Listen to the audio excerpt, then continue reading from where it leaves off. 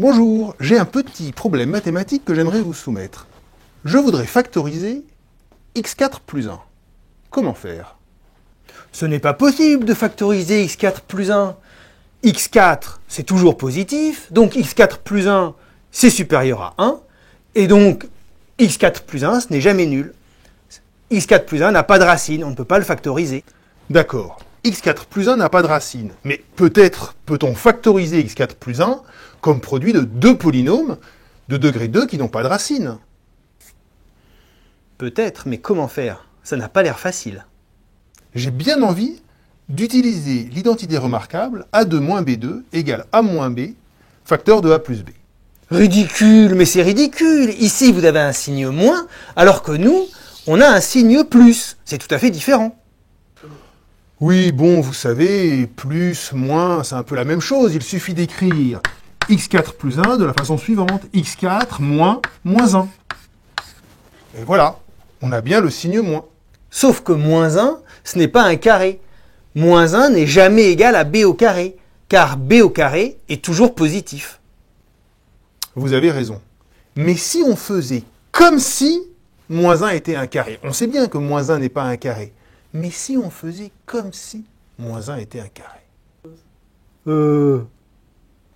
Eh oui, je propose d'écrire moins 1 égale racine de moins 1 au carré. Mais vous n'écrirez jamais racine de moins 1. On ne vous a jamais appris à l'école que les nombres négatifs n'avaient pas de racine carrée? Qu'il ne fallait jamais écrire racine de moins 1? On peut continuer en écrivant racine de moins 1 comme racine de moins 1 au carré. Allez-y. Alors je vais utiliser encore l'identité remarquable a2 moins b2 égale a moins b fois a plus b. En effet,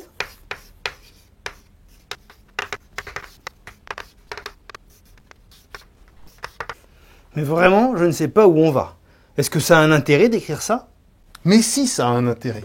Parce qu'on va écrire ça fois ça et ça fois ça. Alors, en vert, on va avoir x au carré moins racine de moins 1 Mais vous n'écrirez jamais racine de moins 1. plus racine de moins 1 fois x plus racine de moins 1 fois racine de moins 1. Et puis en jaune, on a à peu près la même chose. Non mais c'est n'importe quoi. Racine de moins 1. On écrit vraiment n'importe quoi dans cette vidéo. D'accord. Ça n'a peut-être pas de sens. On ne sait pas trop. Mais essayons de faire des calculs. Racine de quelque chose fois racine de quelque chose, on peut espérer que ça va être égal à racine de moins 1 fois moins racine de moins 1. C'est-à-dire racine de moins 1 au carré. Et racine de moins 1 au carré, on peut espérer que c'est égal à moins 1. Et du coup, c'est égal à la racine carrée de moins 1 fois moins 1. Et là, là, pas de problème. C'est égal à la racine carrée de 1, c'est égal à 1. Et donc, dans mon calcul de tout à l'heure, eh bien, ici, on peut le remplacer par 1. Ici, on peut le remplacer par 1.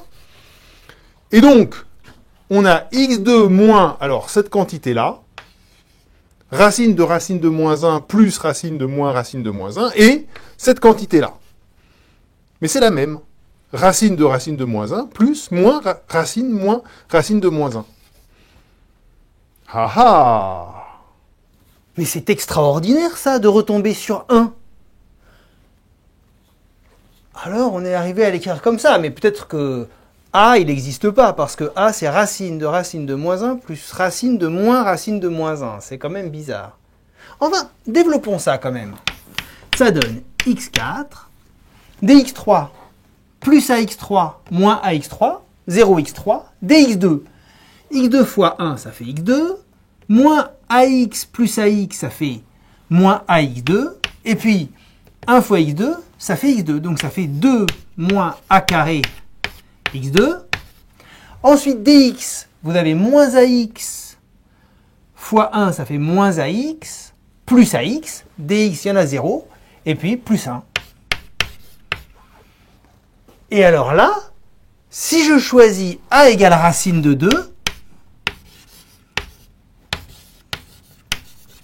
on a gagné, on a une factorisation.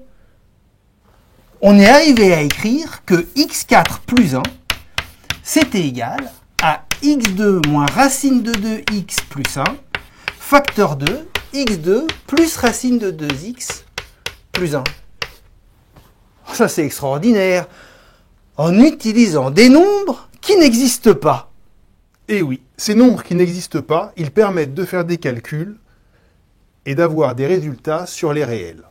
Ces nombres qui n'existent pas, on va les faire exister en les définissant de manière rigoureuse, et on va appeler ça les nombres complexes.